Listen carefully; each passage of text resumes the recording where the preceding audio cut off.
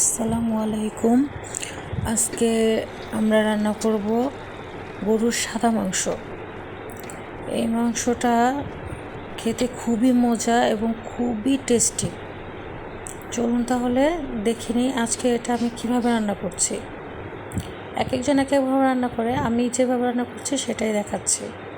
এখানে আমি মাংস নিয়ে নিয়েছি 1.5 কেজি হাড় এবং চর্বি সহ মাংস নিয়েছি। এখানে পেঁয়াজ বাটা দিব আমি 1/2 কাপের একটু কম, কাঁচামরিচ বাটা দিব আমি 5-6 টেবিল চামচ এবং রসুন কুচি দিব, রসুন কিমা এখানে দিব আমি 2 টেবিল চামচ। এখানে আমি ধনিয়ার গুঁড়া দিব 1 চা চামচ এবং গরম মশলার গুঁড়া দিব আমি 2 চা চামচ।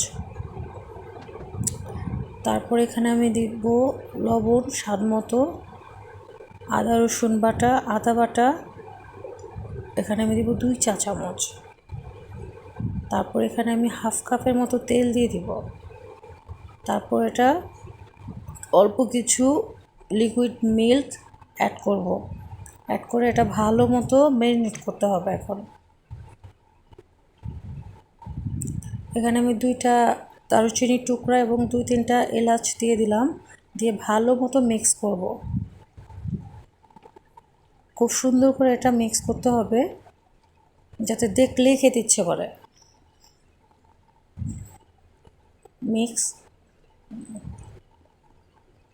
ভালো মতো মিক্স করে নেব যাতে প্রত্যেকটা মাংসের গায়ে মশলাটা ঠিক মতো লেগে যায়।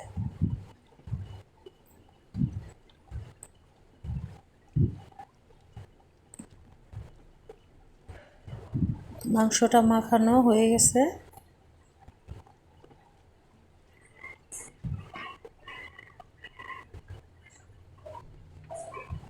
এখন আমি চুলাটা জ্বালিয়ে দিব।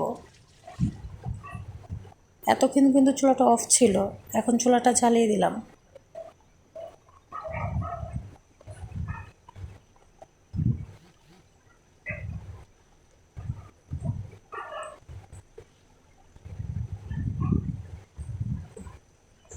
এখন আমি ঢাকনা দিয়ে দিব। ঢাকনা দিয়ে আমি 10 মিনিটের মতো হাই হিটে রান্না করব। পর্যাপ্ত পরিমাণ পানি বের হয়ে গেছে মাংস থেকে।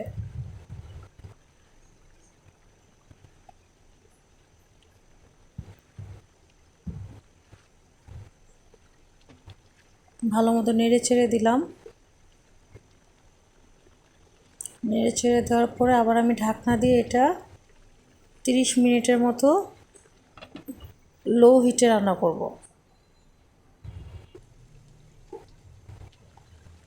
30 মিনিট পরে যখন পানিটা কমে এসছে তখন এটাকে ভালো মতো নাড়াচাড়া করে এখানে আমি লিকুইড মিল্ক অ্যাড করব প্রায় 300 ml এর মতো।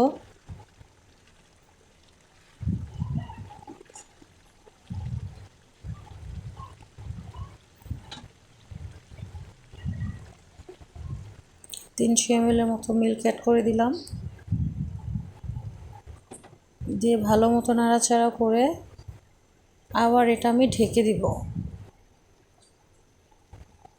পুরোটা মাংসই রান্না হবে ঢাকার মধ্যে, ঢেকে ঢেকে রান্না করতে হবে লো হিটে, যাতে মাংসটা খুব সুন্দর সফট এবং সিল্কি হয়। এখন ঢেকে দিলাম। ঢেকে দেওয়ার পরে 40 মিনিট রান্না করব এটা আমি। মাঝে মাঝে ঢাকনাটা খুলে চেক করে নিব।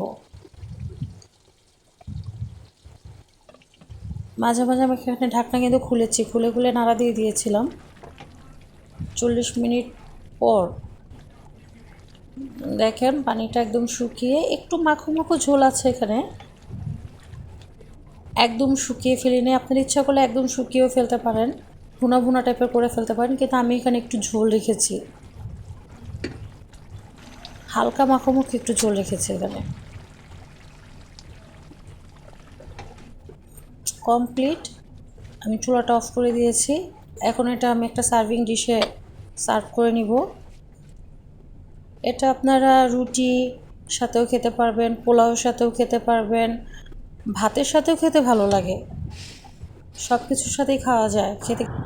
যদি রেসিপিটি ভালো লাগে লাইক